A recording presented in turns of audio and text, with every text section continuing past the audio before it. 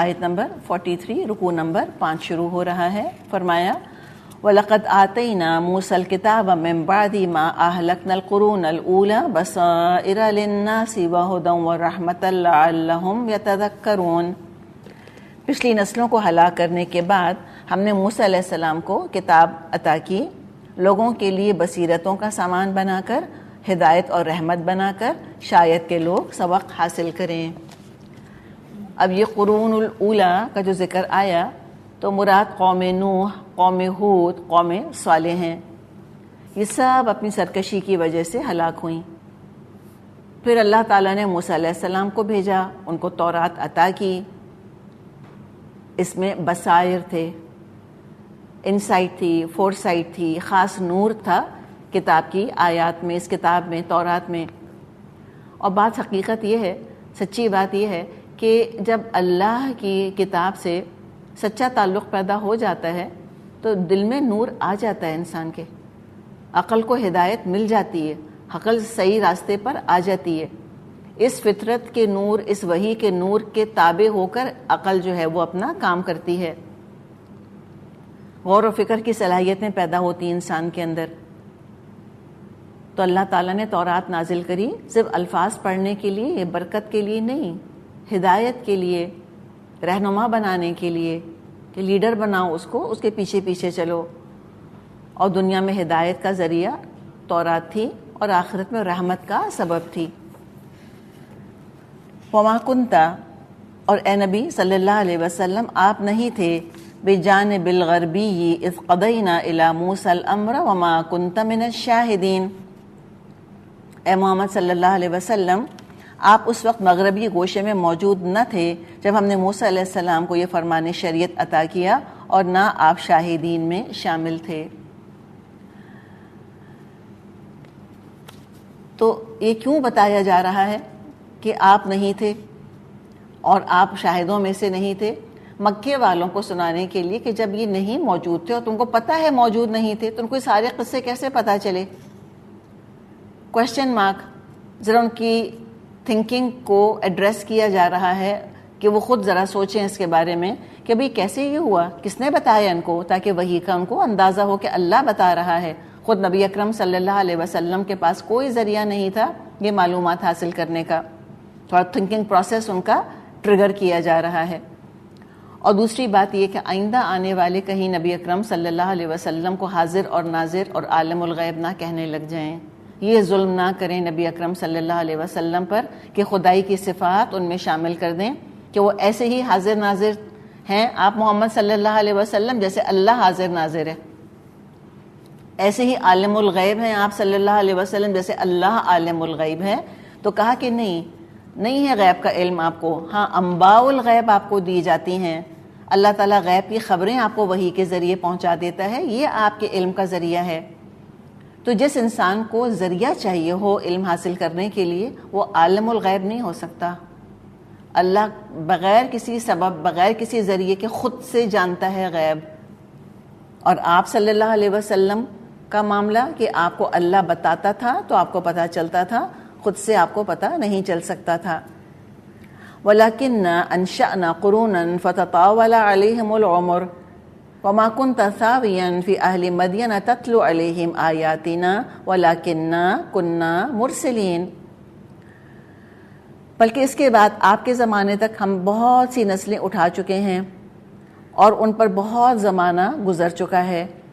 آپ اہل مدین کے درمیان موجود نہ تھے کہ ان کو ہماری آیات سنا رہے ہوتے، مگر اس وقت یہ خبریں بھیجنے والے ہم ہیں. تو یہ آپ کی صداقت کی دلیل بتائی جا رہی ہے کہ اللہ تعالیٰ نے آپ پر یہ کلام وحی کے ذریعے نازل فرمایا ہے. اور بہت سی نسلیں گزر گئیں بیچ میں. یعنی کہ اگر یہ باتیں ایسی جانی پہچانی تھیں تو اے مکے والو اب تک تم کو کسی نے کیوں نہیں بتائیں یہ باتیں؟ تم جو پلیجرائزنگ کا الزام لگاتے ہو کہ فلاں نے سکھا دیا فلاں نے، تو اتنی ساری صدیاں گزر گئیں بیچ میں، اب تک تو یہ قصے پتہ نہیں تھے تم کو. تو اب ایک دم سے یہ کیسے ہو سکتا ہے کہ کسی نے آ کے سکھا دیا محمد صلی اللہ علیہ وسلم کو؟ تو یہاں پر سب باتیں بتا دی گئیں کہ دیکھو اللہ تعالیٰ نے جو رحمت موسیٰ علیہ السلام پر کی وہی رحمت محمد صلی اللہ علیہ وسلم پر برس رہی ہے، اور اس رحمت سے چاہیے کہ بنو اسماعیل فائدہ اٹھا لیں۔ وَلَكِنَّا كُنَّا مُرْسِلِينَ، ہم آپ کو یعنی کہ آپ نے تو اہل مدین کو ہماری آیات نہیں سنائی تھی، لیکن آپ اہل مکہ کو تو سنا رہے ہیں، اور اس وقت کی خبریں اللہ آپ کو سنا رہا ہے تاکہ مکے والے بھی اپنے لیے سبق حاصل کریں۔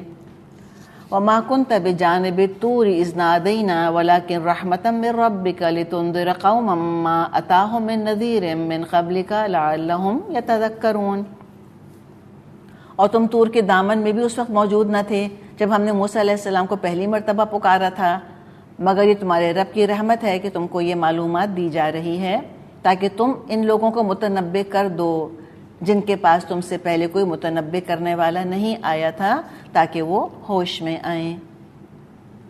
تو یہی بات ابھی ہم کر رہے تھے کہ یہ رحمت اللہ کی نازل ہو رہی ہے، ان کو چاہیے کہ فائدہ اٹھائیں۔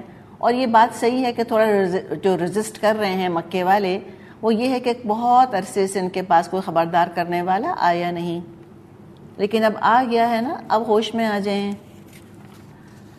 وَلَوْلَا أَن تُصِيبَهُم مُّصِيبَةٌ بِمَا قَدَّمَتْ أَيْدِيهِمْ فَيَقُولُوا رَبَّنَا لَوْلَا أَرْسَلْتَ إِلَيْنَا رَسُولًا فَنَتَّبِعَ آيَاتِكَ وَنَكُونَ مِنَ الْمُؤْمِنِينَ، اور یہ ہم نے اس لیے کیا کہ کہیں ایسا نہ ہو کہ ان کے اپنے کیے کرتوتوں کی بدولت کوئی مصیبت جب ان پر آئے تو یہ کہیں اے پروردگار تو نے کیوں نہ ہماری طرف کوئی رسول بھیجا کہ ہم تیری آیات کی پیروی کرتے اور اہل ایمان میں سے ہوتے۔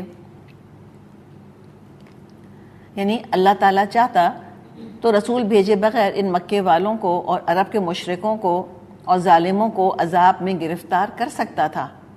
جو یہ ظلم کر رہے تھے، جو ان کے اعمال تھے، اس قابل تھے، لیکن ہوتا کیا، قیامت کے دن یہ حجت بازی کرتے کہ اللہ ٹھیک ہے ہم ظلم کر رہے تھے، ہم گناہ کر رہے تھے، ہم غلطیاں کر رہے تھے، اللہ تو کوئی منذر بھیج دیتا، اللہ تو کوئی وارنر بھیج دیتا جو ہمیں آ کے گناہوں کے انجام سے آگاہ کر دیتا، ہمیں صحیح راستہ دکھا دیتا تو ہم اس کی پیروی کر لیتے۔ تو نے رسول بھیج دیا ہوتا، ہم ایسی حرکتیں کفر شرک نہ کرتے۔ تو جواب یہاں پہ نہیں دیا گیا کہ اللہ نے جواب کیا ان کو دیا، جواب محذوف ہے کہ اللہ ان کے جرائم کے کانسیکوینسز کے نتیجے پر اللہ نے ابھی تک ان کو عذاب نہیں دیا، یعنی اب کھلی وارننگ ہے کہ اب اللہ تعالیٰ نے محمد صلی اللہ علیہ وسلم کو رسول بنا کر بھیج دیا، اب کوئی ایکسکیوز نہیں ہے، حجت تمام ہو گئی۔ اب یہ اللہ کے رسول کے آنے کو اپنے لیے رحمت بناتے ہیں یا اپنے لیے زحمت بناتے ہیں، اب یہ خود ان کے اپنے ایٹیٹیوڈ پر ڈیپینڈ کرتا ہے۔ اور یہ جو بات ہے کہ قیامت کے دن یہ ایسے کہتے، اگر اللہ نے رسول نہ بھیجا ہوتا تو یہ ایسے کہتے، اب تو نہیں کہیں گے، تو اس کو کون سا علم کہتے ہیں ہم اللہ کا؟ ہم نے پہلے بات کی تھی نا کہ اللہ کو یہ بھی جو کچھ نہیں ہوا وہ بھی اللہ کو پتہ ہے، یعنی کہ اگر تو یہ راؤٹ لیں گے تو یہ ہوگا، یہ لیتے تو یہ ہوتا، یہ لیتے تو یہ ہوتا، سارے آپشنز بھی اللہ تعالیٰ کو پتہ ہیں۔ اس کو علم المعدوم کہتے ہیں، اللہ کا علم المعدوم، کہ جو چیز وجود میں آئی نہیں، وقوع پذیر ہوئی نہیں، اس کے بارے میں بھی اللہ کو پتہ ہے کہ یہ نہ ہوتا تو یوں ہوتا۔ تو مختلف آپشنز کے مختلف انجام اللہ کو پتہ ہیں۔ تو اللہ نے گفتگو بھی ان کی یہاں رکھ دی کہ یہ ایسے کہتے، یہ بولتے، اس طرح سے حجت بازیاں کرتے، اب تو نہیں کریں گے اس لیے کہ اللہ نے رسول بھیج دیا۔ اچھا، اب جب آ گئے نبی اکرم صلی اللہ علیہ وسلم، آ گئی ہدایت، فَلَمَّا جَاءَهُمُ الْحَقُّ مِنْ عِنْدِنَا قَالُوا لَوْلَا أُوتِيَ مِثْلَ مَا أُوتِيَ مُوسَىٰ أَوَلَمْ يَكْفُرُوا بِمَا أُوتِيَ مُوسَىٰ مِنْ قَبْلُ قَالُوا سِحْرَانِ تَظَاهَرَا وَقَالُوا إِنَّا بِكُلٍّ كَافِرُونَ۔ مگر جب ہمارے ہاں سے حق ان کے پاس آ گیا تو وہ کہنے لگے کیوں نہ دیا گیا اس کو وہی کچھ جو موسیٰ کو دیا گیا تھا؟ کیا یہ لوگ اس کا انکار نہیں کر چکے ہیں جس سے پہلے موسیٰ کو دیا گیا تھا؟ انہوں نے کہا دونوں جادو ہیں جو ایک دوسرے کی مدد کرتے ہیں، اور کہا کہ ہم کسی کو نہیں مانتے۔ اچھا، اب یہاں پر ہم دیکھ رہے ہیں کہ مشرکین مکہ اور یہود ان کا جو ان ہولی الائنس تھا، جو ان کا گٹھ جوڑ تھا، وہ یہاں واضح ہو کے سامنے آ گیا۔ آپ صلی اللہ علیہ وسلم کو جھٹلانے پر جو قریشی حوصلہ افزائی کر رہے تھے پیچھے سے بیٹھے ہوئے، جو مسلسل چنگاریاں ڈال رہے تھے، وہ دراصل یہود تھے۔ تو انہوں نے پٹیاں پڑھائی ہوئی تھیں قریش کو کہ رسول ایسی تھوڑی کوئی آ جاتے ہیں، وہ تو معجزے لے کر آتے ہیں، دیکھو موسیٰ علیہ السلام کے پاس کیا کیا معجزے تھے۔ اور وہی قریش نقل کر دیا کرتے تھے آپ صلی اللہ علیہ وسلم کے سامنے، تمام اعتراضات کو ایسے کیسی پیرٹ کر دیا کرتے تھے۔ obviously قریش کے پاس تو کتاب نہیں تھی، نالج نہیں تھی، تو یہ حجت بازی قریش خود سے نہیں کر سکتے تھے جب تک کوئی پیچھے سے ان کو نہ سکھاتا۔ تب ان سے یہ کہا گیا کہ یہ ایسے اگر اچھے ہیں تو پھر انہوں نے یہود کے دین کو کیوں نہیں قبول کر لیا؟ کیا یہ قریش مانتے ہیں کہ موسیٰ علیہ السلام اللہ کے رسول تھے؟ Of course not. کیا یہ مانتے ہیں کہ تورات اللہ کی کتاب ہے، اس پہ ہمیں عمل کرنا چاہیے؟ تورات میں تو توحید کا عقیدہ موجود ہے، تو کیا اس کو مان لیا تھا انہوں نے؟ آف کورس ناٹ، کوئی بھی نہیں مانا۔ اور دوسری بات یہ کہ فرعون کا جہاں تک تعلق ہے، فرعون نے سارے معجزے دیکھے، تب بھی موسیٰ علیہ السلام، ہارون علیہ السلام ان کو جادوگر ہی کہہ دیا تھا۔ تو سیدھی چوٹ قریش پر ہو رہی ہے کہ انہوں نے بھی آپ صلی اللہ علیہ وسلم کو ساحر کہا، اور رویے میں کسی فرعون سے کم نہیں۔ تو وہ بہت ساری چیزیں ہم دیکھتے ہیں کہ یہاں پہ قریش پر بھی چوٹ کر دی گئی، اور جو قریش کا ایٹیٹیوڈ تھا، اور پیچھے سکھانے والے، پٹیاں پڑھانے والے جو بیٹھے تھے، ان کو بھی اللہ تعالیٰ نے بے نقاب کر دیا۔ اور جو قریش ڈیمانڈ کرتے رہتے تھے کہ معجزے دکھاؤ، معجزے دکھاؤ، یہ جو ہے نا لولا اوتی مثل ما اوتی یا موسیٰ، یہ کیوں نہ دیا گیا وہ سب کو جو کہ موسیٰ دیے گئے تھے، مراد ہے معجزے۔ تو یہ معجزے مانگا کرتے تھے۔ دراصل کفار مکہ اور یہود کی جو دوستی تھی وہ کامن اینیمی کے خاطر تھی، لیکن یہود کے دین پر، ان کے نبی پر، ان کی کتاب پر تو یہ ایمان لے کر نہ آئے۔ معجزے تو مانگ رہے ہیں کہ موسیٰ جیسے معجزے دکھاؤ، یہ نہیں مان رہے کہ موسیٰ دین جو لے کر آئے تھے ہم اس پہ ایمان لاتے ہیں۔ بلکہ کیا کہہ دیا تورات اور قرآن کے بارے میں کہ سحران تظاہرا، یہ تو دو جادو ہیں جو ایک دوسرے کو سپورٹ کر رہے ہیں۔ ایگزیکٹلی تورات والی تعلیمات قرآن بیان کر رہا ہے، وہی عقیدہ بیان کر رہا ہے، وہی آخرت اور فرشتے۔ تو کہا کہ یہ تو جادو ہے، تو سحر کر دیا ہے ان باتوں نے۔ قل، اے نبی ان سے کہیے، فاتوا بکتاب من عند اللہ هو اہدی منہما اتبعہ ان کنتم صادقین۔ اے نبی صلی اللہ علیہ وسلم ان سے کہیے، اچھا تو لاؤ اللہ کی طرف سے کوئی کتاب جو ان دونوں سے زیادہ ہدایت بخشنے والی ہو، اگر تم سچے ہو تو میں اسی کی پیروی اختیار کر لوں گا۔ اب اللہ تعالیٰ اپنے نبی کو سکھا رہا ہے کہ آپ یہ جواب دیجئے ان کو۔ یہ فائدہ تھا قرآن کا تھوڑا تھوڑا نازل ہونے میں کہ بر وقت اللہ تعالیٰ آپ کو سکھا دیا کرتا تھا کہ ان کفار سے ڈیل کیسے کرنا ہے۔ تو اب یہاں چیلنج یہ کیا جا رہا ہے کفار کو کہ تم تورات اور قرآن سے بہتر رہنمائی کا ذریعہ لے کر ہمارے پاس آ جاؤ، تم بتا دو کہ تورات سے، قرآن سے بہتر یہ کتاب ہے، لیکن شرط کیا رکھی ہے کہ اللہ کی طرف سے آئی ہوئی ہونی چاہیے۔ تو اگر وہ واقعی اللہ کی طرف سے آئی ہوئی ہوگی تو میں اسی کی پیروی کر لوں گا۔ اور آپ صلی اللہ علیہ وسلم کے بارے میں تو ہمیں پتہ ہے کہ آپ تورات کو بھی مانتے تھے، قرآن آپ پر نازل ہوا، تو کہا کہ اچھا کوئی اس سے بہتر اللہ کی کتاب اگر ہے، قرآن اور تورات سے بہتر، تو بغیر تعصب کے میں اس کی پیروی کر لوں گا، مجھے کوئی ایگو ایشو نہیں ہے۔ کہاں سے لے کر آتے؟ آبویسلی نہیں لا سکے، کوئی کتاب ایسی تھی نہیں۔ تو اسی کا فرمایا فَإِن لَّمْ يَسْتَجِيبُوا لَكَ فَاعْلَمْ أَنَّمَا يَتَّبِعُونَ أَهْوَاءَهُمْ وَمَنْ أَضَلُّ مِمَّنِ اتَّبَعَ هَوَاهُ بِغَيْرِ هُدًى مِّنَ اللَّهِ إِنَّ اللَّهَ لَا يَهْدِي الْقَوْمَ الظَّالِمِينَ۔